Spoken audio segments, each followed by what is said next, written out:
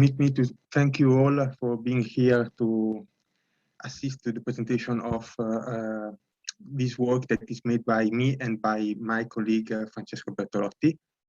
The name of our paper is Understanding the Effect of IoT Adoption on the Behavior of Firms, an Agent-Based Model. So, let's start. Which is why this paper? This paper starts in the context of Industry 4.0. Probably most of us know what Industry 4.0 is, but just to be sure to give all of us the right context of this paper, we will say that Industry 4.0 is the actual new revolution that is changing the way of industry and firms to produce, to sell, and to be active in the economical environment. The idea is that with the introduction of different technologies, such as RFID, such as big data, robotics, and obviously Internet of Things, we will be able to have more flexible and efficient economical systems. In the specific, our paper is related with Internet of Things. Internet of Things has seen a big increase in utilization and diffusion in the last years, and reported it increased by quite 7 times from 2010 to 2017. But when we refer on Internet of Things for firms, we can see different applications. We can see application in terms of smart grid, in terms of smart building, in the development of smart services for traffic. But in this paper, we'll have focused on the impact in smart factory and smart industry in order to see which can be the effect of Internet of Things inside manufacturers. So, which is the aim of the paper? The aim of the paper is analyze how firms react to the spread of Internet of Things in the market, trying to understand the impact in terms of firms' pricing and quality strategies, the impact on the variable production cost, and the impact in terms of long-term survival rate of firms. How we structure the paper? First of all, we start with an analysis of the current state of Internet of Things, focusing on adoption and deployment. After that, we present the methodology that we adopted, so the agent-based modeling. And after that, we will see the results and the future developments of our work. So, starting from which are the actual application of the industrial Internet of Things and the main advantages. Internet of Things have found a lot of application inside the manufacturing plants. Mostly, it can permit to have a higher level of control on all processes, permitting to enhance processes like predictive maintenance, an improved product control in order to reduce waste and disruption during production. It permits the reduction of waste. It permits the development of new products and have a very wide application in terms of localization, both of products, but also of, for example, robot, in order to permit a safer and faster robotization of the plants. So, a quite large variety of possible application, but also different risks. The main risk that we can face in terms of Internet of Things application are risks connected with the cyber nature of these technologies. The first risk arises from the new big amount of information that we need to protect and store, and to the creation of a lot of possible access points that can be used in order to introduce malwares or to apply malicious attacks inside our firms and companies.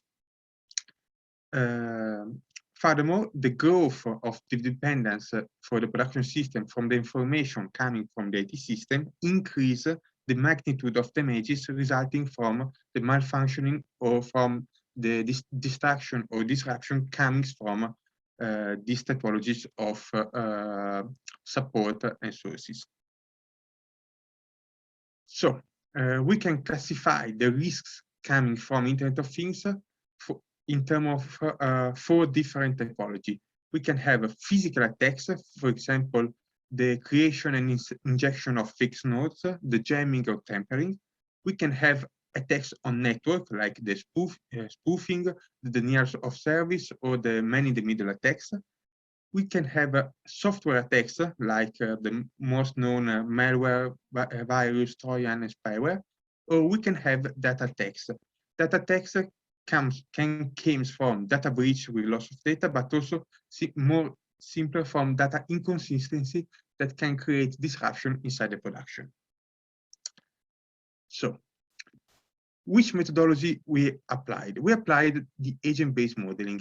Agent-based modeling is a simulation of dynamical system that try to model individual actions and in order to observe the behavior of the system as a whole. It has found a wide application in order to study non-trivial complex systems, and the main advantages of this methodology come from the possibility to be applied to a large variety of systems and the possibility to analyze also behavior that is not known a priori. And furthermore, and important in this case, is that is well suited for study risk preference adaptations. And the risk, we will see that the risk preference have a quite huge impact for the type of study that we have applied. In any case, there are also some limitations that mainly comes from 2 sides. The influence that the initial condition and the initial assumption can have on the results and on the behavior that results from the models, and the fact that in order to create large simulation, we need a lot of data power, and it can be very time consuming. The model that we applied for this paper, it's a model based by a single breed of agent. These agents are the firms. Firms can perform 2 types of actions. They can operate in the market, or they can choose to perform investments in terms of Internet of Things. Firms cannot interact directly each other, but they interact only through the market. The market will select the best fitting strategies for the characteristic of the market, and the firms will interact with the market, and on the basis of the results will modify or not their strategies. Generally, the firms have 2 types of production cost: fixed cost and variable cost. In our model, a firm is sustainable only when the difference between turnover and variable cost is greater than fixed cost. If this not happen for a few different periods of simulation, a firm can run out of cash and will fail being putting out from the simulation.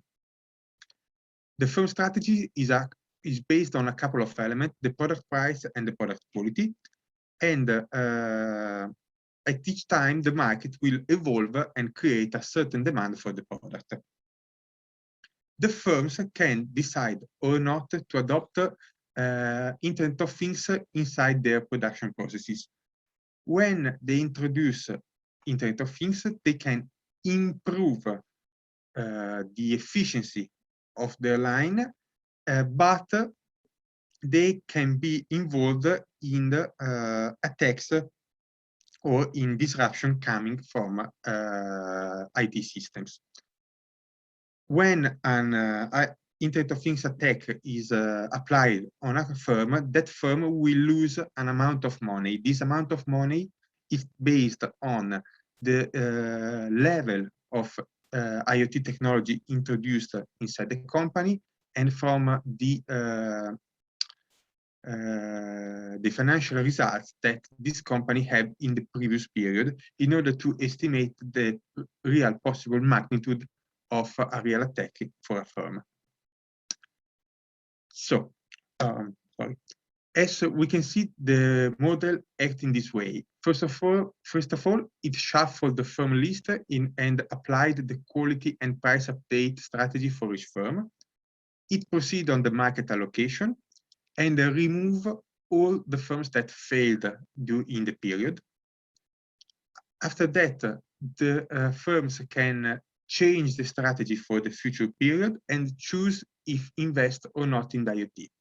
In the end, IoT issues can be applied to the firms and arise. So after our simulation that involves 20,000 periods of simulation, we have the first results. Then, we have seen that Internet of Things seems to support both price and quality strategies. So it fits not only for a price strategy in order to, thanks to the improvement in terms of reduction of production cost that we can have, but it can sustain and help also poor quality strategy, thanks to the fact that first of all, the reduction of production cost can involve also firms that apply the quality strategies, but we can also see that the introduction of better product condition can permit also the development of, and we will see, of better evolution of the products, and generally speaking, it can permit most fitting quality research for the market.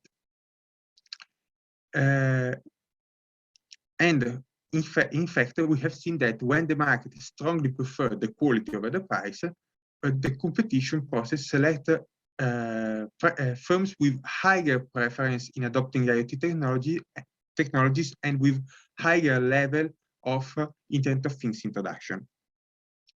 We have also observed that there is a non-linear relationship between the number of Internet of Things issues and the share of firms that survived until the end of simulation. We have seen more in details that the number of issues related to Internet of Things technologies increase with the share of firms surviving, but it decreases after reaching a peak. This is because we have seen that after that Internet of Things is applied to the vast majority of firms, the new condition goes to create also the possibility for a small and a reduced number of firms that do not apply the IoT to survive, thanks to the fact that the general decrease of the number of firms permit also to this lower quantity of not investing in IoT firms to survive, and this permit these firms to survive without having IoT problems. In any case, we have seen that firms investing in IoT have higher probability of surviving than firms not investing in IoT, both in price and in quality strategies. IoT issues, in fact, seems not to lead to a reduction in number of surviving enterprises, even if they become general and with basic magnitude, can lead to a reduction in general market profit. So it's not enough to stop the introduction of IoT, but we have to look for methods and solutions to mitigate the occurrence of these cyber attacks in order to avoid dispersion and reduction of profit. We have thought to different future developments that can be applied to our model. A first extension that we hypothesize is the possibility to try to obtain more precise estimation of risk preference for companies using dedicated questionnaires in order to describe real cases and actors. This can be important because these risk preference are the ones that goes to determine if companies are involved in introduce IoT or not on the basis of the market results. So if we are able to modelize more in details real data coming from a specific area or from a specific economic sector, we will be able to make deeper and specific simulation for this sector or for these territorial areas in order to have detailed market information, both for companies that are interested in developing IoT solution, but also for the political or economical regulators that can be involved or not in stimulate the adoption of these technologies. Another possible extension of our model is the possibility to introduce a sort of criminal agent, which could or could not invest in IoT technology, but it can be involved in the creation of attacks to other companies in order to see if there are some co-adaptation dynamics inside the risk preference of the firms in this new change model.